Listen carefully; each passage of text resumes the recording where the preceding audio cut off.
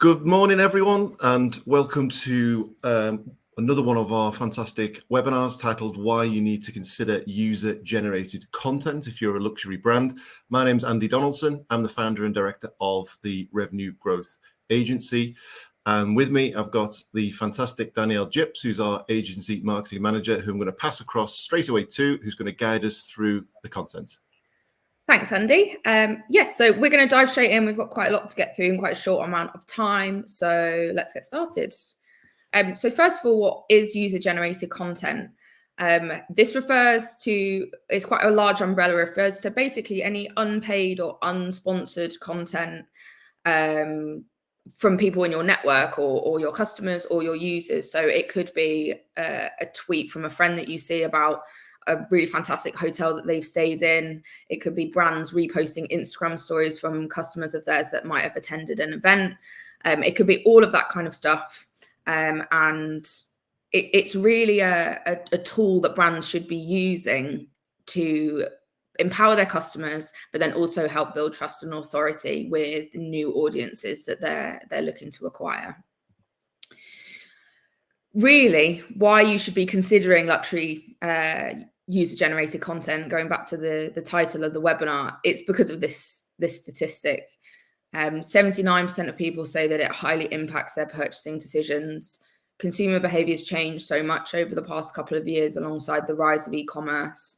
And one of those things is kind of the cognitive experience of making a purchase.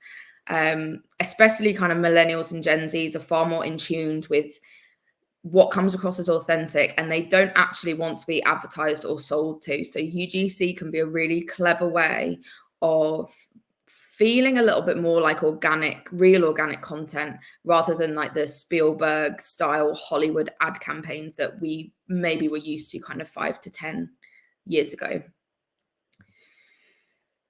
There are lots of benefits to UGC, as there are with kind of the other style of ad campaign. But really, it's about putting consumers at the heart of the brand. And as I said before, really empowering them, showing that you care about your audience and building a community more than anything else. 84% of consumers say that they trust their peer recommendations above all other sources of advertising. So that doesn't just include digital, that also includes out of home, TV, print, all of that kind of stuff. They would trust word of mouth more than any of that type of advertising. And again, I think that comes down to a sense of trust. And it's again about that authenticity. And I know for luxury brands in particular, there's a sense that you want to be exclusive, and there's a sense that you want your audience to feel special, more special, because they're spending more of their money on your products. And it can be scary, I think, to maybe show more handmade style creative for what is such a premium product. But it's about creating that sense that, yes, it is a community, but it's exclusive and everyone's in there together. And you want the experience to be as relatable as possible, whether they're buying a 20 quid pair of trainers or a £250 pair of trainers. The experience needs to be the same. In terms of kind of, I guess, the more logical things, the speed of content creation, it can happen a lot quicker. There's potentially less planning involved with using UGC. Everything can be produced more quickly. It's a lot more, I hate to use the term slapdash, but it is a little bit more rustic, so to speak. So it doesn't need to go through tons and tons of edits. The shoot itself generally is a little bit shorter if you're doing creator-generated content. Again, with speed, you're able to lean into trends on short notice. So if you suddenly see an influx of all of your customers using a particular piece of music or doing tutorials or leaning on a trend that's massive on TikTok or Instagram, it allows your brand to be associated with those trends. And especially if something's gone viral, that can be really effective. And then it can also be a really cost-effective creative solution Video production can be expensive if you're going to go all out on a massive campaign with a brand ambassador and you know, you're flying people abroad and you've got a DOP and a lighting engineer and a sound engineer, and then it goes into editing. That can be quite an expensive process. So if for any reason you are, you know, having slightly less budget for any campaigns, it can be a cost-effective solution to still have really fresh creative, constantly churning out across your different channels. Now, for different types of UGC, as I say, the one that we're probably most familiar with is going to be video content UGC. And that is your unboxing videos, your review videos, anything like that, where people are explaining how to use your product or showing your product in a native environment. But there are some other parts of UGC that you might not consider, and that's product reviews. And the easiest thing to acquire product reviews is just to send out a call for it after someone's purchased your product. And that's really simple within your email marketing system. When someone buys a product, a couple of days later, sending them a prompt just to review the product. Now, the thing with this is it's about community management. So obviously, if you want to build a community, engaging with those reviews is a really important thing. Everyone's really busy. You might be short on time. So if you're going to prioritize anything, I would prioritize the reviews that potentially aren't those 5-star winning reviews. If you have any where people are concerned or they're giving feedback or potentially criticism, just managing that in a public way, so that, again, audience show that the consumers can see that you care about the audience and you care about them. And it may be that it's, you know, you then take it off the review platform and you pass it on to customer services, but at least having that acknowledgement can be really powerful. And then wish lists is a sneaky form of UGC and something that's more up and coming, I would say, even over just the past year. Amazon has a wish list function. So this does mean that you do have to have an Amazon storefront and you do need to be kind of selling products through Amazon. But a lot of content creators these days are using wish lists as a way to store anything that they've included, like product placement, in any of the videos that they've created. So as an example, if you were a lifestyle content creator and you were renovating your house and documenting it all, if you've just had your kitchen fitted and you've bought loads of new kitchenware or appliances and you've done a little walkthrough of the new room, you can then add all of the products that you've bought into a wish list. And instead of explaining or linking in the video exactly what every product is, they can just send their audience directly to a wish list and it has everything all there. That can be really powerful. Amazon also has a function where if a particular product is included in lots of wish lists, it will get tagged as an item that often appears in wish lists in the product description page. So that, again, can be really powerful in pushing particular products. If we then look at who is making that content, again, split into 3. You've got customer generated content, which is exactly what it says on the tin. It's content that's created by your customers without you having to prompt them to do so. Employee generated content, again, content that's created by your employees. This could be behind the scenes of photo shoots, so handing the work phone to a creative director or somebody that's working on a shoot, a social media exec, and getting them to do behind the scenes. It could be that you're running a staff event and you've got people creating content. There's loads of different things that you can do. Again, just kind of showing behind the scenes. I think that can be really powerful from an audience perspective, especially for fashion brands, because a lot of consumers that are particularly interested in high fashion are interested in the design process and how things go about. They like going behind the scenes at catwalks and at fashion weeks and things. So that can be a really easy way of getting some more user-generated content. And the last thing is creator-generated, which is where you're writing a brief for creators specifically to generate UGC-style content for you. That could be using TikTok Creator Marketplace or platforms like Tribe and Incense, where they've got a database full of creators who have a specific niche, or are just very, very good at creating that type of video content. And there's some differences, I guess, between the usage rights between customer generated and creator generated that might push you towards using a platform like Tribe to be able to create UGC style content. So if we look at the difference between UGC and influencer marketing, there, I guess, has been a little bit of confusion because the lines do blur quite a lot between the two. And it's the whole all apples are fruits, but not all fruits are apples situation. So 99% of influencer marketing is user-generated content, but not all user-generated content is influencer marketing. And there are some nuanced differences between the two from a brand perspective, not necessarily that the audience is going to pick up on, but something that brands need to be aware of. And I guess from an influencer marketing perspective, it's being able initially to really dial down in who you want to be creating that content and taking a look at the audience that you want to be. It's far more controlled if you're choosing an influencer that has a particular audience and you're able to capitalize on that.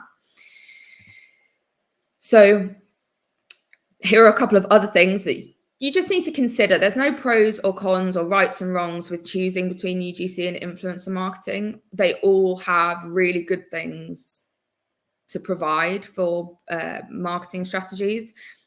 But I guess if you're in that conversation with the rest of your e-commerce team, or even pitching things to C-suite or to board, these are just things that you might need to be aware of when you're making the decision on what you're going to invest your time and money in. So the levels of planning between UGC and influencer marketing is slightly different.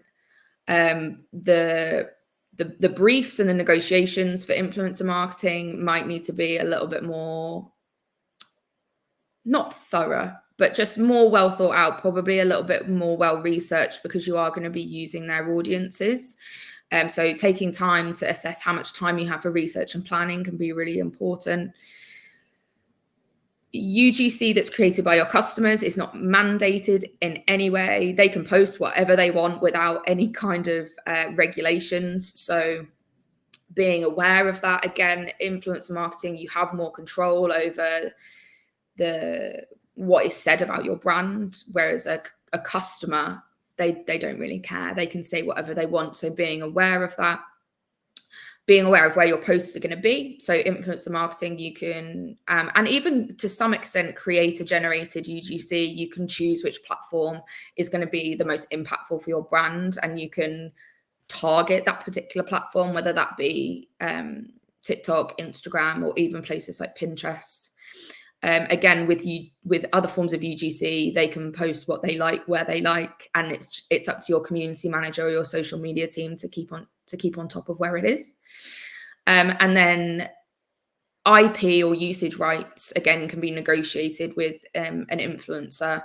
If you wanted to repost customer generated content or use customer generated content in a paid campaign, you have to reach out to that particular person and you have to speak to them about usage rights. And that's just something that you need to be aware of because of privacy and the way that you're sharing people's images. So again, there's no pros and cons as choosing either one. It's just the order in which things have to happen. So yeah, just some things to keep in mind to when you're deciding whether you want to invest all in one, all in the other, or a blend of the two. I found this really interesting. So again, kind of going back, I guess, to that question of authenticity, consumers are finding UGC 9.8 times more impactful than influencer content when they're making a purchase decision. And again, this is not to say that you should put your influencer strategy in the bin. There's just pros and cons between the two. And again, I think it comes down to trust and authenticity and having that genuine interest in the product. I know a few years ago when influencer marketing was just becoming popular, influencers would kind of just advertise anything. And there was no regulations as to whether they had to state whether it was a promotional post or not. Now, regulations have become a lot tighter, especially on Meta, on Instagram, where, you know, you have to hashtag whether it's an ad, whether it's paid, whether you've been gifted anything. And that may have affected whether or not people making purchase decisions, because there is kind of a stereotypical view that if an influencer is pushing something and they're being paid for it, do they actually care about that product, or do they just care about getting paid? Which I know is not the case, but it's just some ways that the audience view that. Whereas real UGC content, where somebody's paid sometimes quite a substantial amount of money for a product and they're then choosing to review it, has a lot more gravitas and a lot more weight to it. If we move on to tips and tricks of using user-generated content, we're going to split this up again to hopefully try and make it a little bit more digestible for you.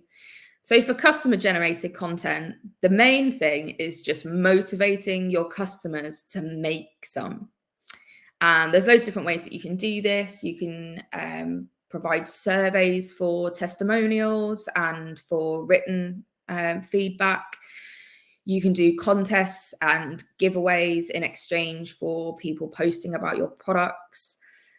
You can offer rewards or exclusive access, again, to people who are joining in, using brand and campaign hashtags. So the image on the right that you can see there is from Yeti. They did a really nice campaign back in 2021 called Built for the Wild.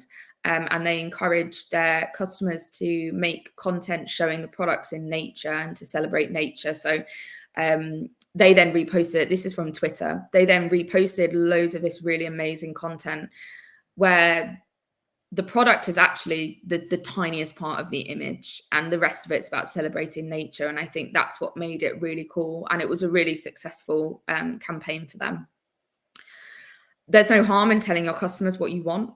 Yeti, again, is a good example of this. They asked people to take photos of the product in the wild, and that's what they got. So I don't think there's any harm in saying, you know, we want to see photos of you using our products. If you're short on UGC, just ask. And as I mentioned before, always reaching out for permission and giving credit where credit's due, and tagging the customer, or, you know, at least asking whether you're able to repost it on either your stories or your feed or anything like that. For creator-generated content, again, pick the platform that's going to be the most impactful for you. The example on the right is from Trini London, which is a skincare and makeup brand that was founded by Trini Woodall from Trini and Susanna, for anyone who remembers that. And she knows, or their marketing team knows, that Instagram is massive for them. They have a slightly older demographic, and they have a huge following on Instagram. So the UGC is tailored for that, and it's done really, really well. Again, writing a brief to make sure that you're getting what you want, but giving some creative freedom. These content creators are experts in doing what they do. Allow them some freedom to be able to do what they do well. Most of the time, each creator has a certain personality.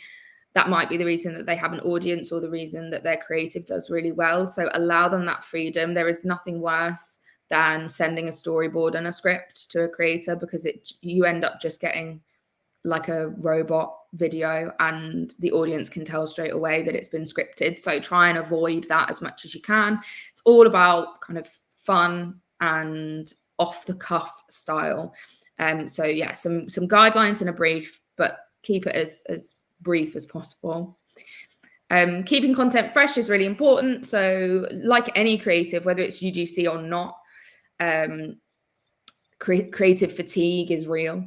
So keeping things fresh, making sure that you're refreshing things. And if you don't necessarily have time to be creating brand new videos, change the order of the scenes within the video. So if you're getting various cuts from, or put it in the brief that you want it that way, try moving the first frame or the first scene to the end, try moving the hooks around, try just changing the order in which things appear. That can make a brand new video without you having to necessarily spend any more money or take the time to approach new creators.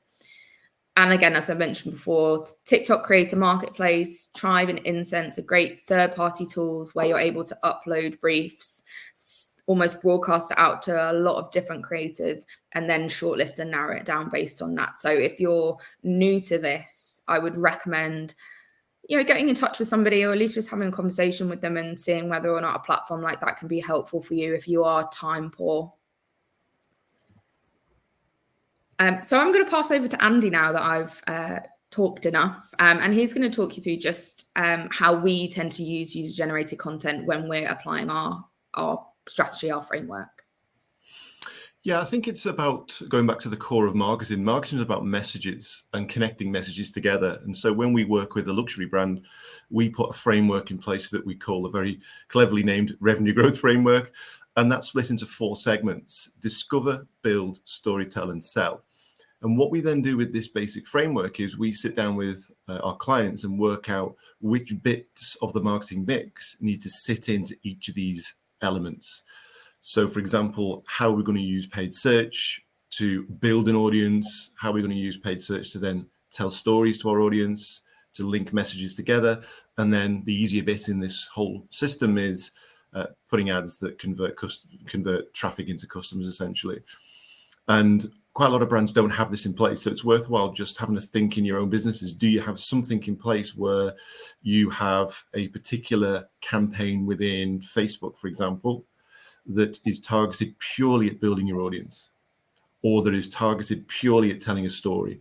Because what we see is that a lot of Facebook campaigns are pretty much just sat in the sell segment. And what happens is brands get to a revenue growth ceiling and they can't get past that ceiling. And they come to different agencies all the time and keep sort of churning agencies. But actually the problem is in the strategy. It's in the fact that you can't sell more things to the same pot of people. You've got to really start to move up this funnel and move away from just sell-based ads or acquisition ads and start to tell your story to a bigger audience. But aside from that, where does UGC fit into this? Well, as you can see at the bottom there, it sits across, and this is really useful, across all 3 of the key areas, which are build, storytell, and sell. So content that you can ask creators to put together for you can meet those 3 key briefs, particularly the most difficult 2 elements of that, which are build and storytell. And they're what most luxury brands are missing out on. And that's what's stopping them scaling growth. So it's worth just at this point, just having a little think about within your own businesses, whether or not you have very, very specific campaigns for those 3 key segments, particularly build and storytell, and also have a think about, from the bits and pieces Danielle's been through, how easy and how quick it would be to slot in UGC to start to tell and build your story a bit better to your audience. Yeah, I think just to quickly add on that, it's about messaging as well, I think, for the different stages within that framework, and tailoring the messages that you want, whether that's, the what you're choosing to repost from your customers, or whether that's creator generated or employee generated. It's about the message that you need to have within each of those stages. So just as examples, UGC that might fit well in the build stage would be, anything from events that you might be running where, you've had customers come to maybe a new store opening. If you're running, both online and offline sales, anything like that, where it's more about showing like the personality of the brand. That can be really useful. I would say in storytell, you're going to be looking more of the kind of tutorial, review, unboxing, all of that kind of stuff that I guess is slightly more product led, but also interweaving again with kind of the fun aspects of UGC. In sell, you're definitely going to be looking at reviews, people reviewing the products, and by using creator generated content, you obviously have a little bit more control over how those reviews sound and what those reviews pick up on. So if you need to push a specific product due to stock or seasonality, obviously being able to have reviews about those specific products, you have a lot more control over that. You can also map UGC against like your trading calendar and all of that kind of thing. So if you're running particular Black Friday promotions that can be interweaved into UGC content. So it's really something that can supplement what's already there rather than directly replacing anything that you already have. It's just adding an extra layer within your strategy, or as we would do, the framework that really just helps pull some of those cognitive levers that we have with the audience, and just it builds up a better perception of the brand, really. And just a quick addition to that, I forgot to mention that where brands that we talk to seem to fall down is that the actual metrics that they use at each of the stages of build, storytell, and sell are incorrect.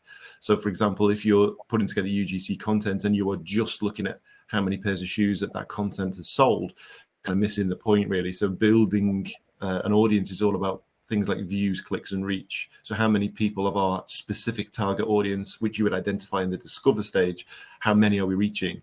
And then from a storytell stage, we want to see how they're engaging with that content. So are they listening to our story? And if they are, then the sell is going to become a lot easier.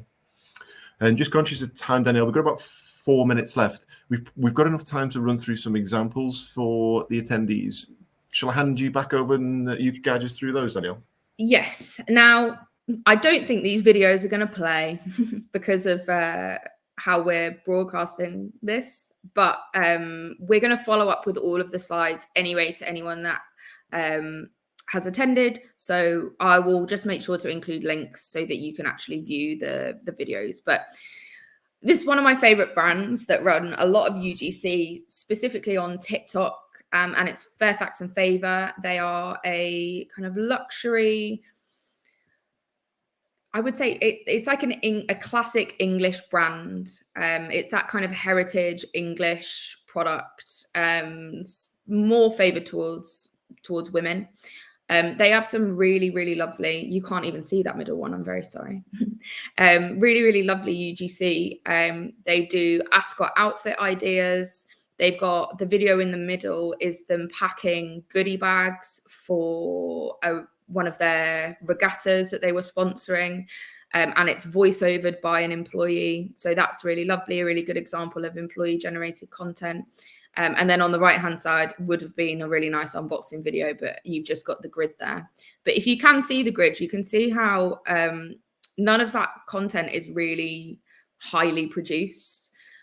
So just a really nice example. Have a look on their TikTok, have a scroll through if you want a little bit of inspiration as to how luxury brands are doing it really, really well.